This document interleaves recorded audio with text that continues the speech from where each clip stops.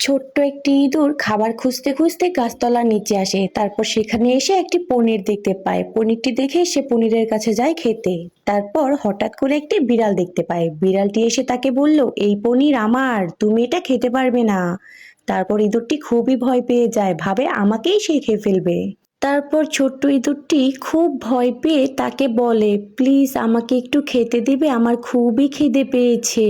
ইঁদুরের কথা শুনে বিড়ালের মনটা নরম হয়ে যায়। তারপর বিড়ালটি পনিরটিকে দুই ভাগ করে এক ভাগ বলে নিজে খাবো আর এক ভাগ ইঁদুরটিকে দিল।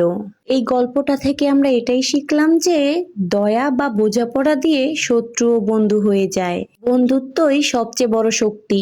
ইঁদুর আর বিড়ালের গল্পটি যদি ভালো লেগে থাকে তাহলে লাইক, কমেন্ট আর সাবস্ক্রাইব করো। আর ডিসক্রিপশনে আমার ফেসবুক লিংক দেওয়া আছে, সেখানে ফলো দিয়ে দাও।